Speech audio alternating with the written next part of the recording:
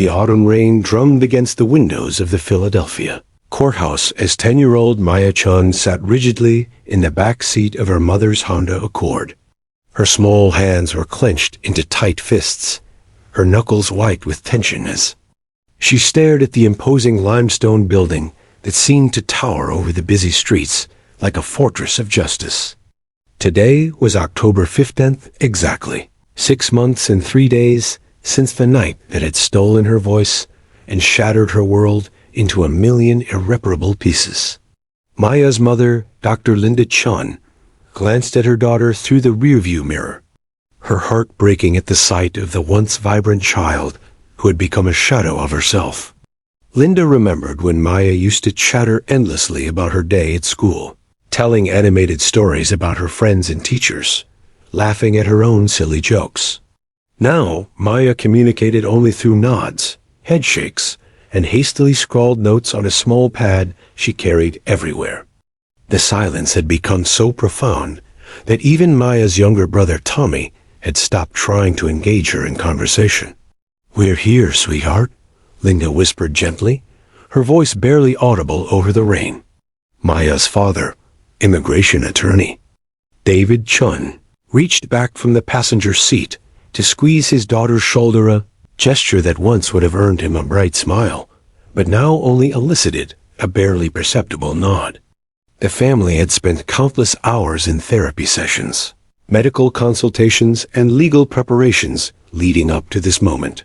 Dr. Elizabeth Morrison, Maya's child psychologist, had diagnosed her with selective mutism triggered by severe psychological trauma.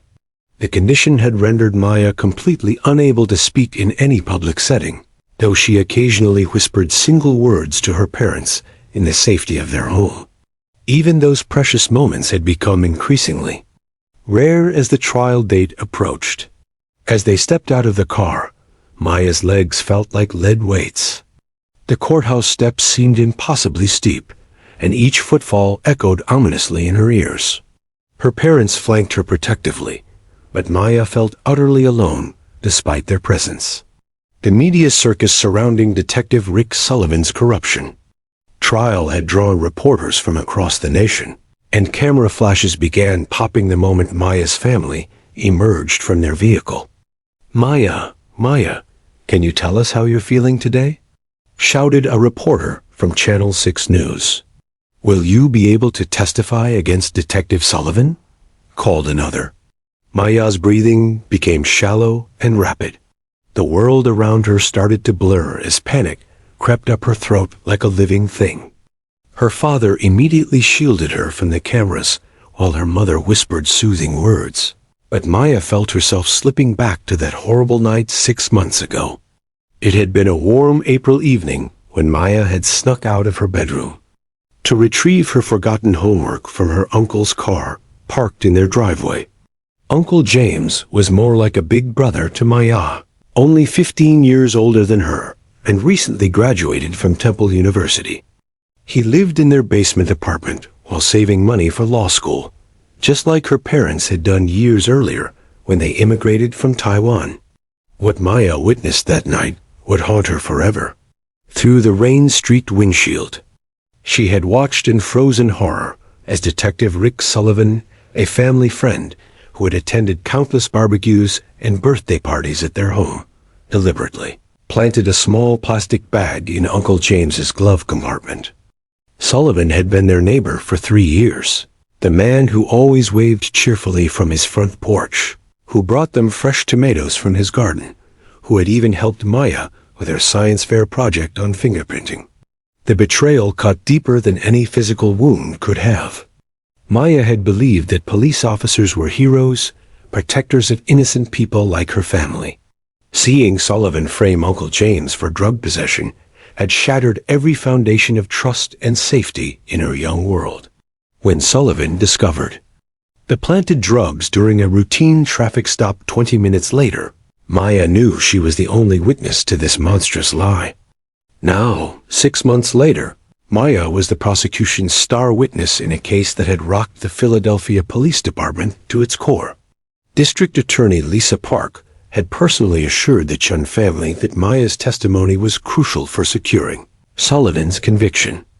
Without it, a corrupt cop would walk free, and Uncle James, who had spent 3 nightmarish months in jail before making bail, would never receive the justice he deserved. Inside the courthouse, Maya's senses were overwhelmed by the marble floors that seemed to stretch endlessly, the echoing voices bouncing off vaulted ceilings, and the stern faces of lawyers, clerks, and security guards, who all seemed to tower above her small frame. The building smelled of old wood, cleaning supplies, and something else Maya couldn't identify, perhaps the weight of countless stories of justice sought and sometimes found. Her parents guided her through the metal detectors and down long corridors, lined with portraits of stern-faced judges from decades past. Maya's legal pad, clutched tightly in her hand, contained a single sentence. She had practiced writing hundreds of times. "I saw Detective Sullivan put drugs in Uncle James's car." Those 12 words represented months of preparation, countless therapy sessions, and the hope that somehow justice would prevail. As they approached courtroom 412, Maya could see through the small window in the door that it was packed with spectators, lawyers, and journalists. Judge Patricia Harrison presided over the proceedings with dignified authority, while Detective Sullivan sat at the defense table, looking smaller and more ordinary than Maya remembered. He wasn't the imposing figure from her nightmares anymore, just a middle-aged man whose life was about to be forever changed by the testimony of a 10-year-old girl who had found the courage to speak truth to power. But first, Maya had to find her voice again. And as she stood at the threshold of that intimidating courtroom, clutching her parents' hands and fighting every instinct to run away, she had no idea that an unexpected 4-legged guardian angel was waiting inside to help her do exactly that. The heavy oak doors of courtroom 412 creaked open with a sound that seemed to echo through Maya's entire being. As her parents gently guided her forward, she felt as though she was walking through molasses, each step requiring tremendous effort. The courtroom was a symphony of intimidating sounds, the shuffling of papers, hushed conversations between attorneys, the soft clicking of court reporters preparing their equipment, and the occasional cough from the packed gallery of spectators.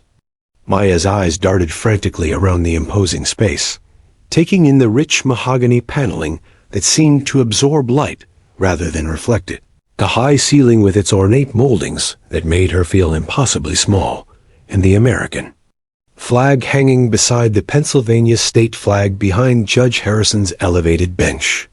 Everything about this room screamed authority and consequence, reminding Maya that the words she might speak today could send a man to prison. District Attorney Lisa Park stood at the prosecution table, arranging her documents with the precision of a surgeon preparing for a critical operation. At 42, Park had built her career on cases exactly like this one, rooting out corruption in law enforcement and holding those who abused their power accountable. She had spent weeks preparing for Maya's testimony, knowing that the success of their entire case hinged on whether this traumatized child could find the courage to speak the truth. As Maya's family settled into the front row of the gallery, directly behind the prosecution table, Maya's breathing became increasingly shallow. Her chest felt tight, as if invisible bands were constricting around her ribcage. The familiar sensation of panic was beginning to creep up her spine like ice-cold fingers, threatening to overwhelm her completely. Dr. Morrison had taught her breathing techniques for moments like this, but Maya's mind felt too scattered to remember any of them. Then, something extraordinary happened. As Maya's gaze swept across the courtroom in growing desperation, searching for anything that might anchor her to the present moment and away from her spiraling anxiety, her eyes suddenly locked onto something that made her entire world shift. On its axis, sitting with perfect posture beside District Attorney Park's chair, was the most magnificent German Shepherd Maya had ever seen. The dog was absolutely stunning, His coat was a rich tapestry of black and tan, meticulously groomed, and gleaming under the courtroom's fluorescent lights. His intelligent amber eyes held a depth of understanding that seemed almost human, and his noble head was held high with quiet dignity. Across his broad chest, he wore a bright blue vest emblazoned with official lettering that read, Max, Courthouse. Therapy Dog, Philadelphia County Court System. Maya's mouth fell open in complete amazement. In all her 10 years of life, through countless trips to various government buildings with her attorney parents, she had never, ever seen a dog inside a courtroom. The sight was so unexpected, so wonderfully surreal, that for a moment she forgot entirely about her fear and anxiety. Max seemed to sense the intensity of Maya's stare, and he turned his magnificent head toward her with the kind of slow, deliberate movement that suggested intelligence and purpose. When their eyes met, Maya felt something she hadn't experienced in 6 long months, a sense of immediate, unconditional safety. Max's tail, which had been resting quietly on the polished floor, gave a subtle but unmistakable wag of recognition, as if he somehow understood that she needed his reassurance more than anyone else in that crowded room. Officer Janet Rodriguez, Max's handler, sat in the front row near the prosecution table, keeping a watchful eye on her canine partner. Rodriguez had been working with therapy dogs for 8 years, ever since her own daughter had been helped through a traumatic court experience by a similar program in California. She had seen Max work miracles with countless victims and witnesses, but even she was struck by the immediate and powerful connection she witnessed between the dog and the small girl whose testimony would determine the outcome of this high-profile case.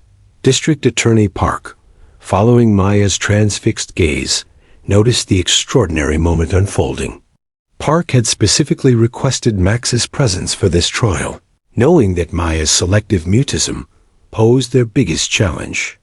She had read Dr. Morrison's extensive reports documenting Maya's complete inability to speak in public settings, her panic attacks when faced with authority figures, and her profound sense of betrayal that had left her unable to trust any adult outside her immediate family.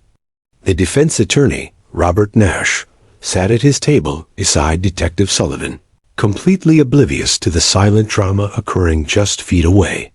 Nash was a seasoned criminal defense lawyer who specialized in representing police officers accused of misconduct. He had built his strategy around the assumption that Maya Chung would be too traumatized to provide coherent testimony, if she could speak at all. His legal pad contained detailed notes about selective mutism and its effects on memory reliability, arguments he planned to use to discredit a 10-year-old's ability to accurately recall events from 6 months ago. Meanwhile, Maya found herself unable to look away from Max. The dog's presence seemed to create a bubble of calm in the chaotic environment of the courtroom. His steady breathing, the gentle rise and fall of his chest, became a rhythm that Maya unconsciously began to match. For the first time since entering the courthouse, her own breathing began to slow and deepen. Max, with the intuitive wisdom that made him exceptional at his job, seemed to understand that his role today was more crucial than usual. He remained perfectly still, allowing Maya to find comfort in his steadfast presence while carefully avoiding any behavior that might distract from the serious proceedings about to begin. Judge Harrison entered the courtroom with the traditional call of all rise, and Maya stood on shaking legs, her eyes never leaving Max. As the judge settled into her chair and called the court to order, Maya felt something remarkable happening. Within her chest, the tight bands of anxiety were beginning to loosen, replaced by something she had almost forgotten existed: hope. The prosecution was about to call its star witness, and for the first time in 6 months, Maya Chan began to believe that she might actually be able to find her voice when she needed it most. Judge Patricia Harrison's keen eyes swept across the courtroom, taking in the unusually tense atmosphere that seemed to crackle with anticipation. At 63, she had presided over thousands of cases during her distinguished career, but something about today felt different, more charged with emotion and significance. When her gaze settled on Maya Chun, sitting rigidly beside her parents in the front row, Harrison recognized the telltale signs of a child struggling with severe trauma. The judge had read Dr. Morrison's comprehensive psychological evaluation multiple times, studying every detail about Maya's selective mutism and the profound impact Detective Sullivan's betrayal had inflicted on her young psyche. Harrison had also reviewed the extensive documentation about Maya's complete inability to speak publicly since witnessing the crime, making today's testimony seem like an impossible mountain to climb. "Ladies and gentlemen," Judge Harrison announced, in her measured, authoritative voice, "before we proceed with calling our first witness, I believe a brief recess would be appropriate to ensure all parties are adequately prepared." Her eyes lingered meaningfully on Maya, whose small frame appeared to be vibrating with nervous energy despite Max's calming presence nearby. The unexpected reprieve felt like a gift from heaven to Maya's parents. Dr. Linda Chung immediately knelt beside her daughter's chair, her voice soft and encouraging. "Sweetheart, remember what Dr. Morrison taught us about taking things one moment at a time. You don't have to do anything except tell the truth when you're ready." David Chun placed his hand gently on his daughter's shoulder, his own eyes moist with unshed tears. "We're so proud of you already, Maya. Just being here shows incredible courage." But Maya's attention remained fixed on Max, who seemed to understand intuitively that this brief intermission was meant for him. Officer Janet Rodriguez approached the Chun family with a warm, professional smile that immediately put everyone at ease. "Would Maya like to meet Max properly?" Rodriguez asked gently, her voice carrying the kind of experience that came from years of helping traumatized individuals find comfort through animal therapy. He's been trained specifically to help people in situations exactly like this. Maya's eyes widened with wonder and longing, but she remained frozen in place, uncertain whether such an extraordinary opportunity could be real. Her mother squeezed her hand encouragingly. "It's okay, sweetheart. Max is here to help you." Rodriguez guided Maya to a quiet corner of the courtroom, away from the bustling attorneys and curious spectators. Max rose gracefully from his position and approached with the slow, deliberate movements of a dog who understood his job was sacred. His tail wagged gently, just enough to convey friendliness without overwhelming enthusiasm. "Max has been working in courtrooms for 4 years," Rodriguez explained softly as Maya tentatively extended her hand toward the magnificent German Shepherd. "He's helped over 200 witnesses find their voices when they thought they'd lost them forever." The moment Maya's small fingers made contact with Max's thick, soft fur, something extraordinary happened. The tension that had been holding her body rigid for months began to melt away like snow under warm sunshine. Max remained perfectly still, allowing Maya to run her hands through his coat, to feel the steady rhythm of his breathing, to experience the profound peace that seemed to radiate from his very being. "He's so soft," Maya whispered, the words barely audible even to her own ears. It was the first time she had spoken voluntarily to anyone outside her immediate family in 6 months, though Rodriguez pretended not to notice, understanding that drawing attention to the breakthrough might cause Maya to retreat back into silence. Maya found herself gravitating closer to Max, until she was sitting cross-legged on the courtroom floor beside him, her small hands buried deep in his fur. Max, with the wisdom that made him exceptional at his job, lowered himself to the ground and rested his noble head on Maya's lap, creating a cocoon of comfort in the midst of the intimidating legal environment. "He likes you," Rodriguez observed with genuine warmth. "Max has a special gift for recognizing people who need his help the most."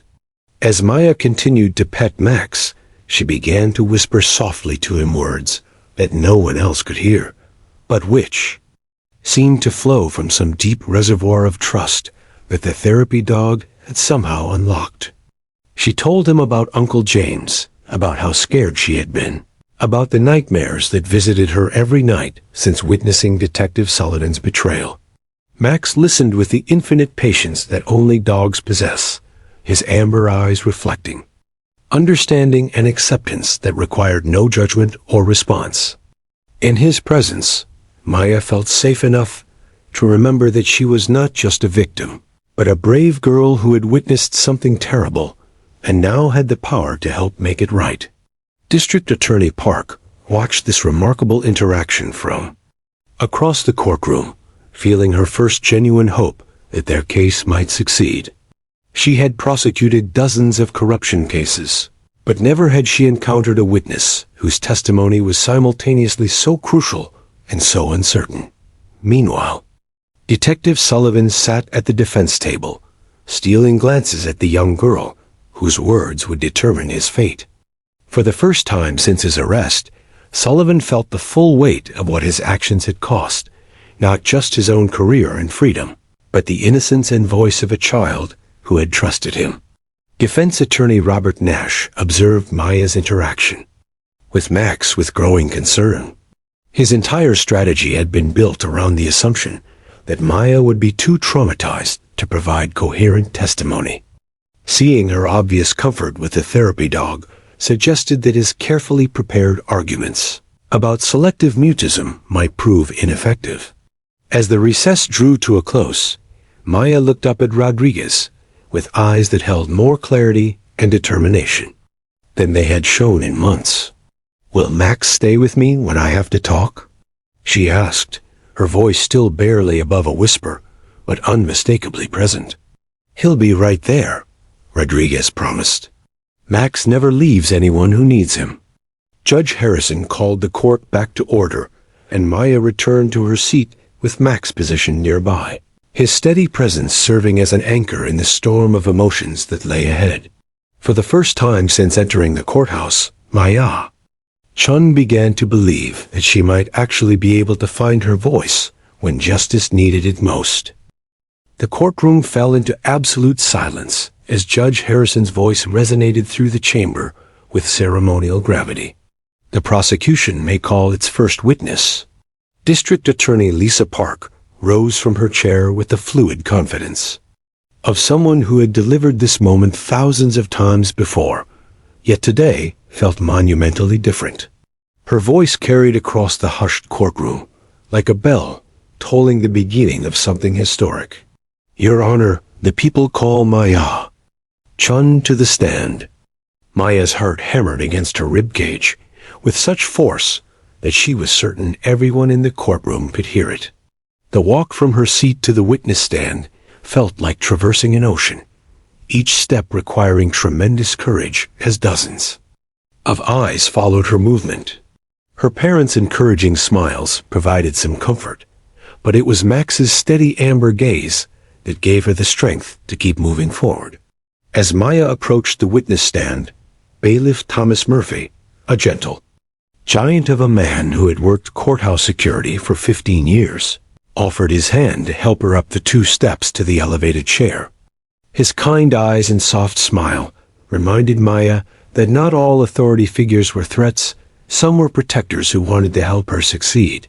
Judge Harrison leaned slightly forward, her voice warm and reassuring despite the formal setting.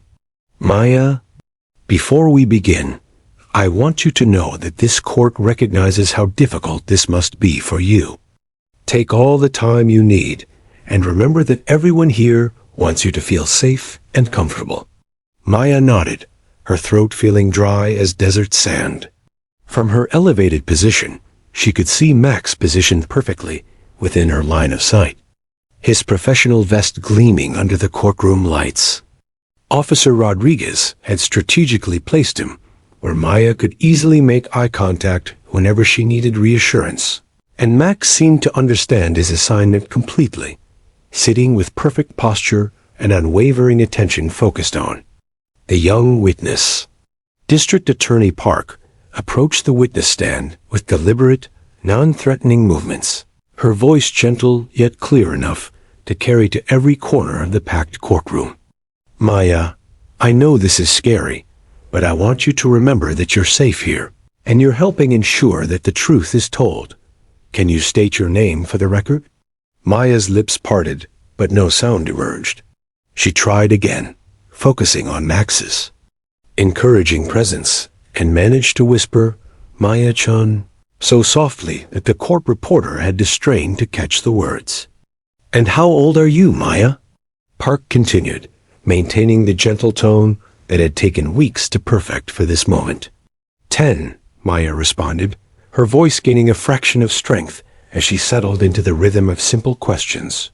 Over the next 20 minutes, Park carefully guided Maya through basic preliminary questions: her address, her relationship to Uncle James, her familiarity with Detective Sullivan as a family friend and neighbor. Each answer came more easily than the last, and Maya's confidence grew with Max's unwavering support visible in her peripheral vision. Then came the moment everyone had been waiting for: the heart of Maya's testimony. "Maya," Park said, her voice carrying the weight of justice itself, "I need you to tell the court what you saw on the evening of April 12th, when you went to get your homework from your uncle's car." Maya's breathing quickened, and her eyes immediately sought Max's calming presence. The therapy dog seemed to sense the criticality of this moment, and gave an almost imperceptible nod of encouragement, as if to say, "You can do this. I believe in you." Drawing strength from that connection, Maya began to speak, her voice starting as barely more than a whisper, but growing steadier with each word. "I forgot my math homework in Uncle James's car. I went outside to get it, and I saw—" She paused, her eyes meeting Max's once more, before continuing with gathering courage. "I saw Detective Sullivan open Uncle James's car with something that looked like a key. He put a small bag in the glove compartment, then closed the car and walked away." The courtroom remained absolutely still, every person hanging on Maya's quiet but clear words. "And what happened next?" Park encouraged gently. Maya's voice grew, stronger, fueled by the righteous anger she had carried for 6 months. 20 minutes later, Detective Sullivan came back with another police officer. He pretended to stop Uncle James for speeding. Then he searched the car and found the bag he had put there himself. Defense attorney Robert Nash shifted uncomfortably in his chair, realizing that his carefully constructed arguments about childhood memory reliability were crumbling before his eyes. Maya's testimony was not the confused, fragmented account he had expected from a traumatized child. It was clear, detailed, and devastatingly credible. Detective Sullivan's face had gone ashen, his hands trembling slightly as the full weight of his inevitable conviction settled upon him. He had gambled that a 10-year-old would be too scared to speak against a police officer, and he had lost everything on that miscalculation. "Thank you, Maya," District Attorney Park said with genuine admiration. "You've been incredibly brave." Today, as Maya prepared to step down from the witness stand, something remarkable happened, something that no one in the courtroom, not even Dr. Morrison with all her expertise in childhood trauma, could have predicted. Maya looked directly at Max, whose tail was wagging gently, with what could only be described as pride in his young friend's courage. The connection between them in that moment was so pure, so filled with gratitude and love, that it seemed to transcend the formal boundaries of the courtroom setting. And then, in a voice that was crystal clear and strong enough to reach every corner of the silent courtroom, Maya spoke 2 words that would echo through legal history: "Thank you." The silence that followed was deafening, not because the words themselves were unusual, but because court records clearly documented that Maya-chan had not spoken publicly, not to teachers, not to therapists, not to anyone outside her immediate family, for exactly 6 months and 11 days. These were her first public words since witnessing the crime that had stolen her voice, and she had chosen to use them to thank the therapy dog who had given her the courage to seek justice. The two words, "thank you," hung in the air like a lightning bolt frozen in time, their significance rippling through the courtroom with the force of a seismic shock. For 3 heartbeats, nobody moved, nobody breathed, nobody dared to break the sacred silence that followed Maya Chun's miraculous breakthrough. Then, like a dam bursting under impossible pressure, the courtroom erupted. Dr. Linda Chun's hands flew to her mouth, her eyes flooding with tears as 6 months of anguish and fanned desperate hope culminated in this single, perfect moment. The sob that escaped her throat was raw with emotion, part joy, part relief, part overwhelming gratitude to the magnificent therapy dog who had accomplished what months of professional therapy had not. Beside her, David Chun wrapped his arms around his wife, his own tears flowing freely as he watched their daughter's voice return like a phoenix rising from the ashes of trauma. "Oh my God," Linda whispered, her voice breaking with emotion. She spoke. She actually spoke. The words tumbled out between sobs as she watched Maya, still standing beside the witness stand, looking as surprised as anyone by what had just happened. In the gallery, spectators who had come expecting a routine corruption trial found themselves witnesses to something far more profound, a child's journey back from the darkness of selective mutism.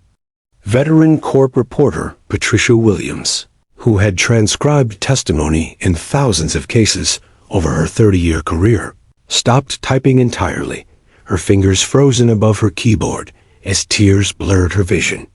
She had never experienced anything like this in 3 decades of legal proceedings. Judge Patricia Harrison, known throughout Philadelphia's legal community for her unflappable composure, felt her throat tighten with unexpected emotion. In 40 years of legal practice, first as an attorney, then as a judge, she had never seen anything quite like this moment. Her hand trembled slightly as she reached for her gavel, not to restore order, but simply to have something to hold on to as the magnitude of what had just occurred washed over her. "The court will take a brief recess," Judge Harrison announced, her usually steady voice carrying an unmistakable note of awe. She had presided over murder trials, complex white-collar fraud cases, and custody battles that tore families apart, but nothing had prepared her for witnessing a child's voice return in such a dramatic and beautiful way. Dr. Sarah Mitchell, the court-appointed child psychologist who had been documenting Maya's selective mutism for months, sat in stunned silence as her professional understanding of trauma recovery was fundamentally challenged. She had written extensive reports about Maya's complete inability to speak in public settings, had documented every failed attempt at communication, had prepared the court for the possibility that Maya might never be able to testify at all. "This is unprecedented," Dr. Mitchell whispered to herself, already mentally revising her understanding of animal-assisted therapy's potential impact on selective mutism. She began scribbling notes furiously, knowing that Maya's case would likely become a landmark study in trauma recovery that could help thousands of other children who had lost their voices to psychological wounds. At the prosecution table, District Attorney Lisa Park felt a surge of emotions she hadn't experienced since her very first trial victory 20 years earlier. This wasn't just about winning a case. This was about witnessing a miracle of human resilience and the incredible power of interspecies connection. Her carefully planned prosecutorial strategy had just been transformed into something far more meaningful, a testament to the healing power of unconditional love. "Did you see that?" Park whispered to her assistant, Ada Michael Torres, who was wiping tears from his own eyes. "Did you see what just happened?" Torres nodded, unable to speak. A father of 2 young daughters himself, he understood the profound significance of what Maya's parents had just experienced. The return of their child's voice wasn't just about this trial, it was about getting their daughter back. Meanwhile, at the defense table, the impact was equally dramatic but entirely different. Defense attorney Robert Nash felt his carefully constructed case collapsed like a house of cards in a hurricane. His entire strategy had been built on the assumption that Maya would be too traumatized to provide coherent testimony, if she could speak at all. Her clear, detailed account of Detective Sullivan's actions, combined with this stunning demonstration of her recovery, had just destroyed any hope of reasonable doubt. Nash glanced at his client, Detective Rick Sullivan, whose face had gone from ashen to gray. Sullivan's hands shook as he stared at the small girl who had just sealed his fate with 2 simple words of gratitude to a therapy dog. The weight of his actions, not just the corruption and evidence planting, but the profound trauma he had inflicted on an innocent child, crashed over him like a tidal wave. "She couldn't speak," Sullivan muttered, his voice barely audible. "For 6 months, she couldn't speak because of what I did to her family." The full horror of his actions was finally hitting him with devastating clarity. He hadn't just committed a crime against Uncle James. He had stolen a child's voice, her sense of safety, her ability to trust the very people sworn to protect her. Officer Janet Rodriguez, Max's handler, found herself crying openly as she watched. The profound connection between her therapy dog and the brave little girl.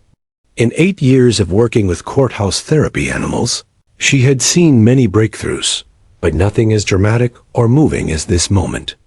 Max, seeming to understand the significance of what had just occurred, remained perfectly still, his intelligent eyes moving between Maya and the emotional chaos erupting around them.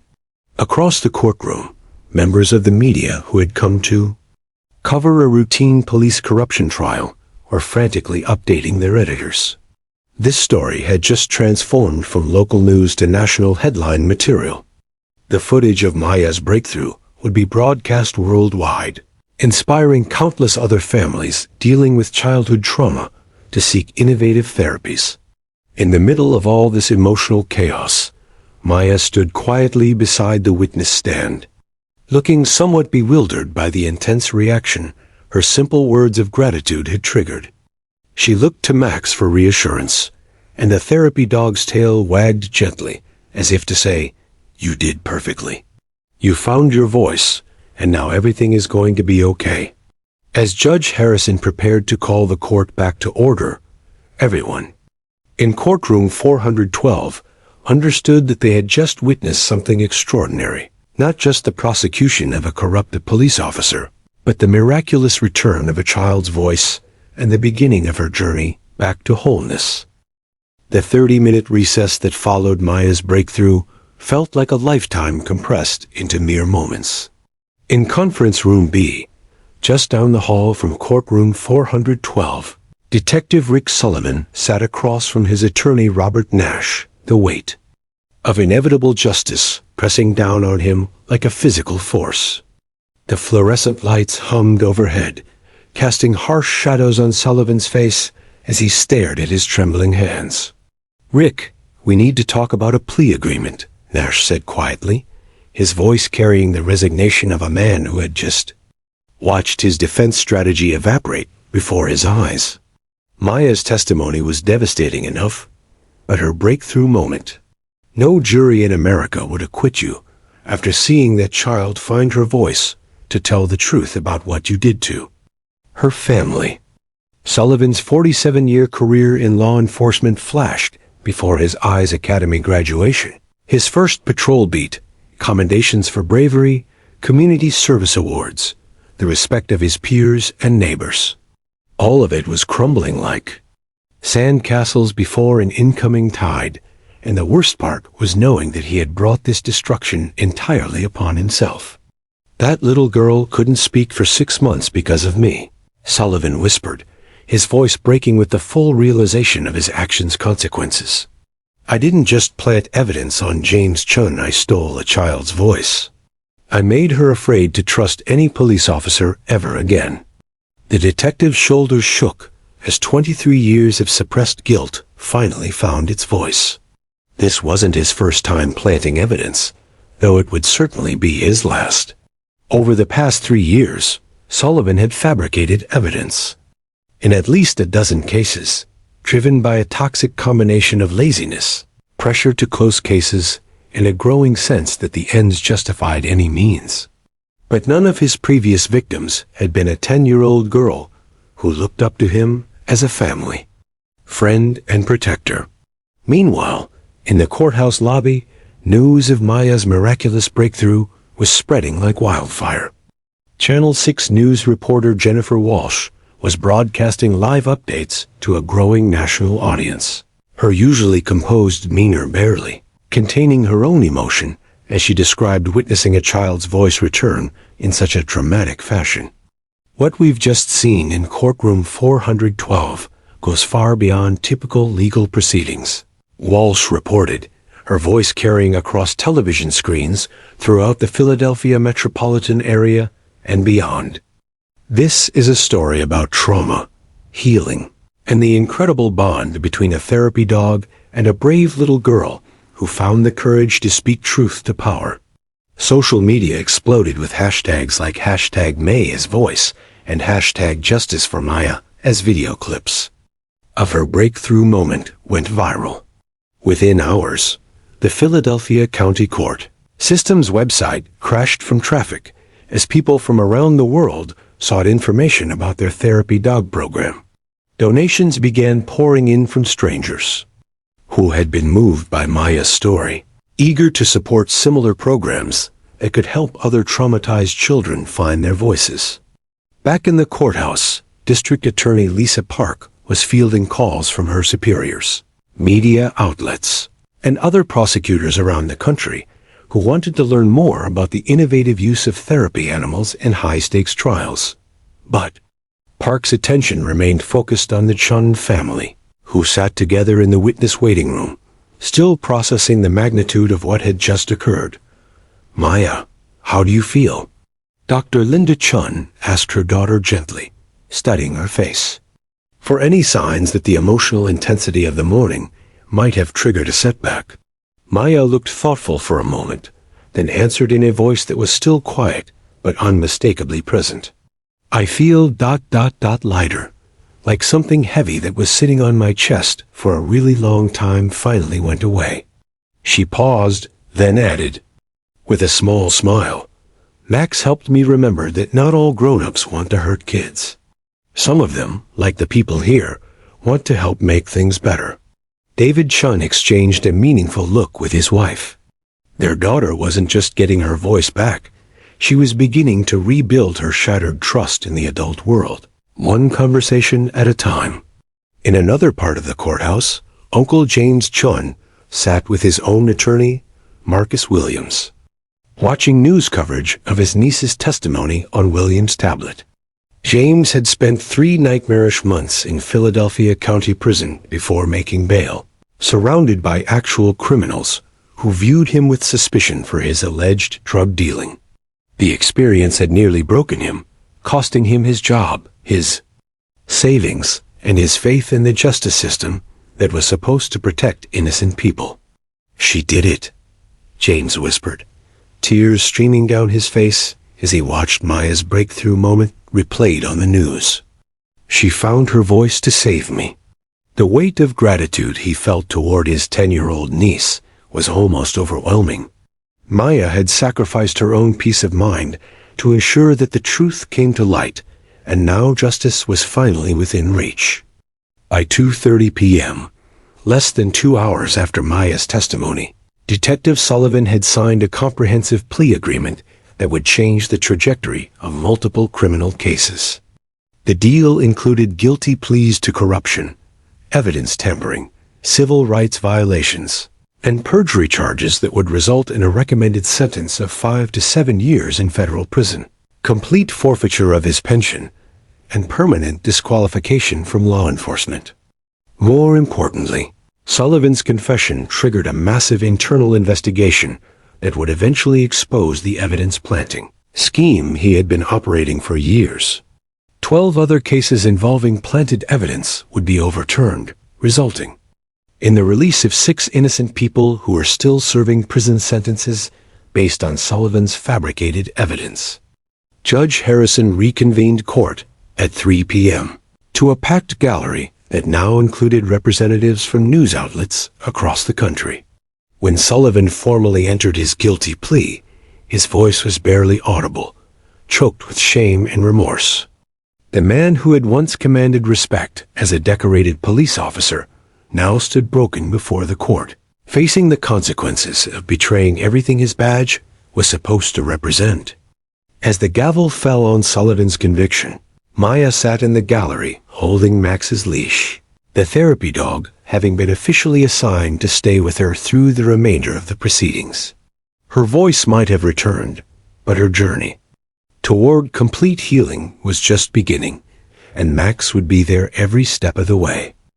3 months after that historic day in Courtroom 412, Maya Chung stood confidently at the front of her 5th grade classroom at Benjamin Franklin Elementary School, delivering a presentation about her science fair project on animal behavior and emotional intelligence. Her voice, once stolen by trauma, now carried clearly to every corner of the room as she explained how therapy dogs were trained to recognize and respond to human distress. Animals can sense things about people that we sometimes can't even sense. About ourselves, Maya told her classmates, her eyes bright with the kind of enthusiasm that comes from truly understanding a subject. Max knew I needed help before I even knew I could be helped. That's what makes therapy animals so special. They don't judge you or ask you questions that are too hard to answer. They just love you exactly as you are. Her teacher, Mrs. Patricia Rodriguez, no relation to Officer Rodriguez, watched with amazement as Maya fielded questions from her peers with poise and confidence that seemed to grow stronger each day. The transformation in her student over the past few months had been nothing short of miraculous.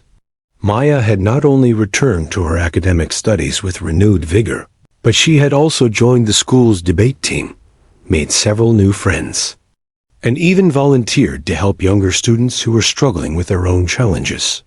"Maya, how did Max help you find your voice again?" asked her classmate Tommy Williams, genuinely curious about the story that had made their school famous across Philadelphia. Maya smiled, an expression of pure peace crossing her face. "Max didn't give me my voice back. He helped me remember that I never really lost it. It was always there, just hiding because I was scared. Max made me feel safe enough to let it come out again." The classroom erupted in spontaneous applause, and Maya beamed with pride.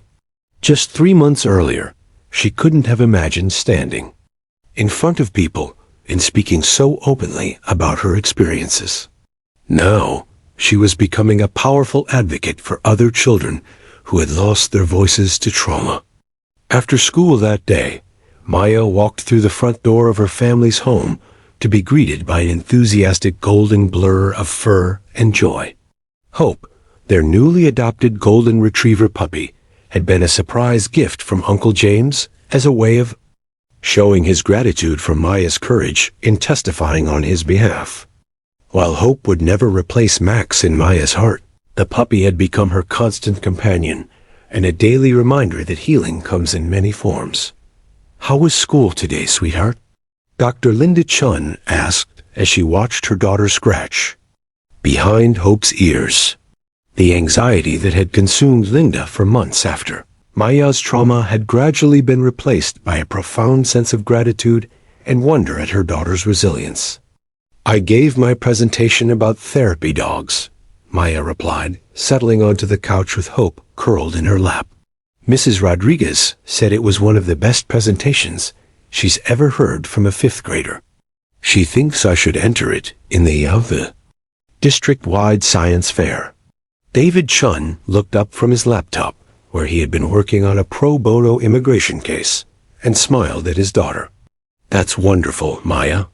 You know, speaking of therapy dogs, we got some interesting news today."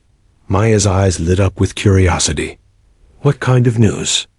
"The Philadelphia County Court System has officially expanded their therapy dog program," Linda explained, pulling up a news article on her phone.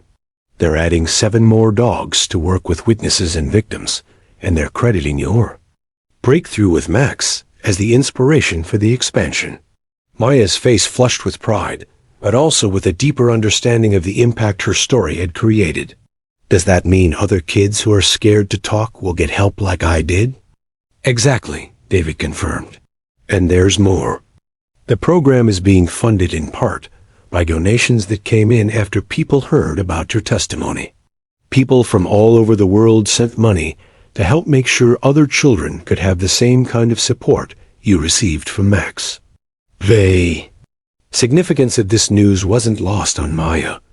Her moment of breakthrough hadn't just changed her own life, it was creating ripples of healing that would extend to countless other families dealing with trauma and loss of voice.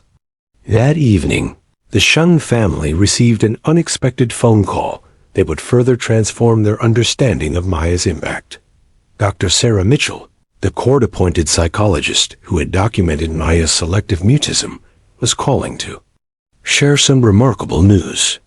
Maya's case has been selected for publication in the Journal of Child Psychology and Trauma Recovery. Dr. Mitchell explained to Maya's parents while Maya listened on speakerphone.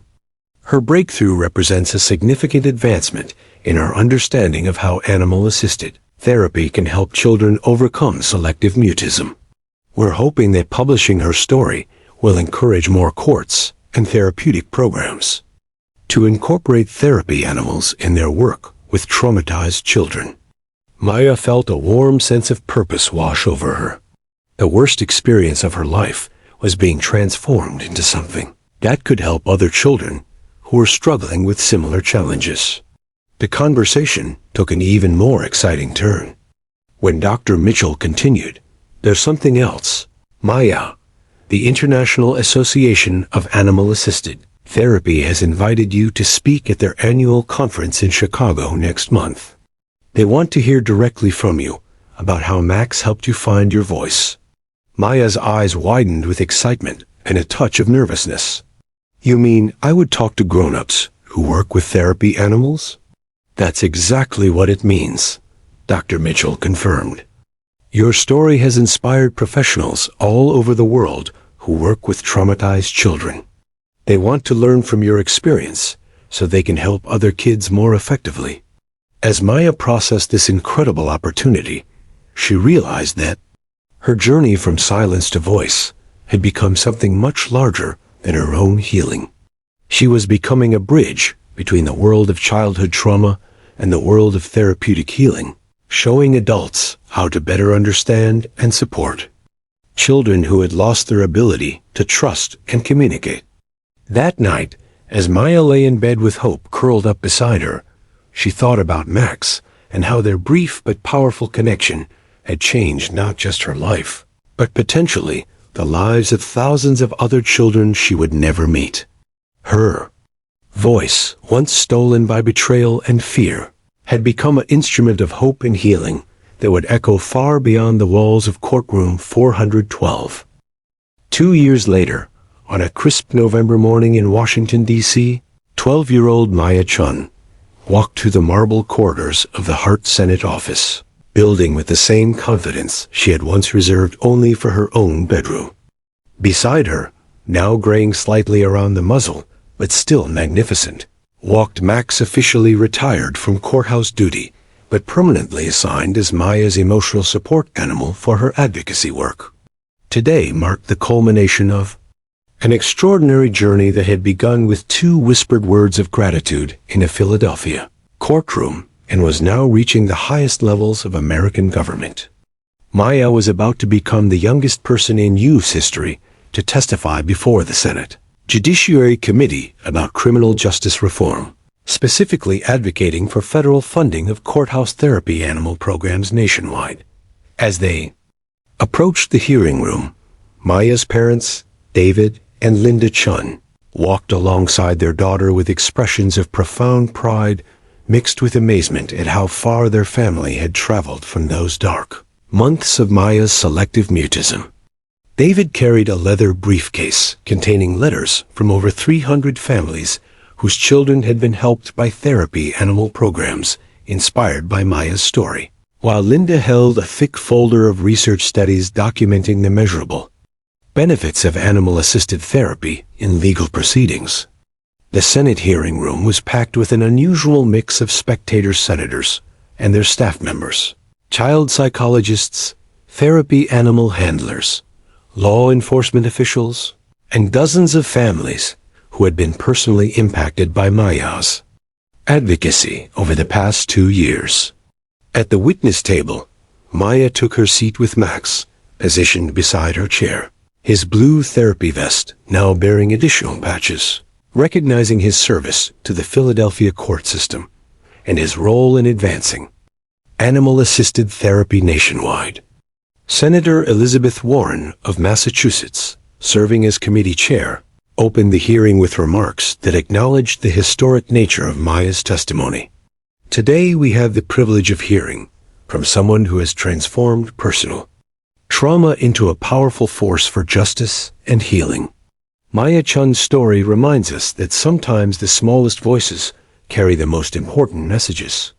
When called to testify, Maya rose with the poise of someone far beyond her 12 years.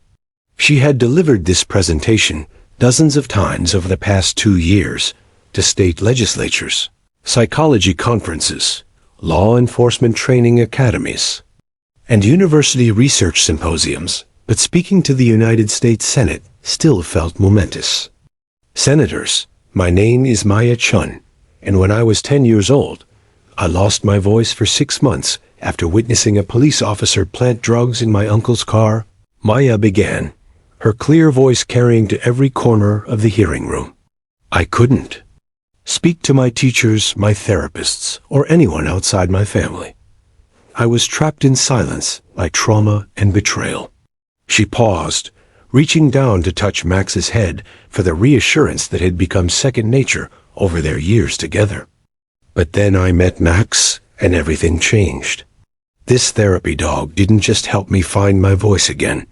He taught me that healing is possible, that trust can be rebuilt, and that even the worst experiences in our lives can become sources of strength if we choose to use them to help others. Maya's testimony continued for 25 minutes, during which she presented compelling evidence about the effectiveness of courthouse therapy animals, shared statistics about improved witness cooperation and testimony quality, and told stories of individual children whose lives had been transformed by programs modeled after her experience with Max. But perhaps the most powerful moment came when Maya addressed the financial aspects of her proposal.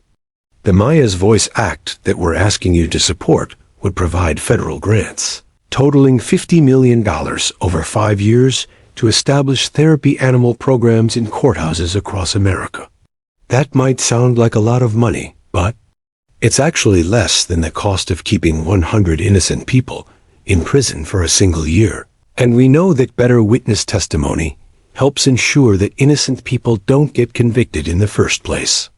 The committee members leaned forward, clearly impressed by Maya's grasp of both the emotional and economic arguments supporting her cause. Senator Ted Cruz of Texas, typically known for his skeptical questioning of witnesses, instead asked gently, Maya, what would you say to critics who might argue that therapy animals in courtrooms are unnecessary luxuries rather than essential tools for justice? Maya's response was immediate and passionate. Senator, I would tell them that my uncle spent 3 months in jail for a crime he didn't commit, and 12 other innocent people served even longer sentences because Detective Sullivan planted evidence in their cases too. If having Max in that courtroom hadn't helped me find my voice to tell the truth, Detective Sullivan would still be out there destroying innocent families. How can anyone call that a luxury? The hearing room fell silent as the weight of Maya's words settled over the assembled crowd. Even the most hardened political veterans in attendance found themselves moved by the moral clarity of a 12-year-old who had transformed her own trauma into a mission to protect others. When the hearing concluded 3 hours later, Maya had answered every question with thoughtfulness and conviction, often referencing specific research studies or citing examples from the hundreds of cases where therapy animals had made the difference. Between silence and justice, The committee voted unanimously to advance the Maya's Voice Act to the full Senate for consideration. But perhaps the most meaningful moment of the day came during the lunch break, when Maya was approached by Detective Angela Martinez of the Capitol Police. Martinez had been following Maya's story for 2 years and had something important to share. "Maya," Martinez said, kneeling to Maya's eye level, "I want you to know that because of your advocacy, my department started a therapy dog program last year. Just last month, we helped a 7-year-old boy testify against someone who had hurt him, and he couldn't have done it without his therapy dog companion. That little boy found his voice because you found yours first." As Maya absorbed the magnitude of how far her influence had spread, she realized that her journey from silence to voice had become something she never could have imagined, a legacy of hope that would continue helping children long after she had grown up. Max, seeming to understand the significance of the moment, pressed closer against her legs, his steady presence a reminder that healing is always possible when we have the courage to speak our truth and the wisdom to help others find theirs.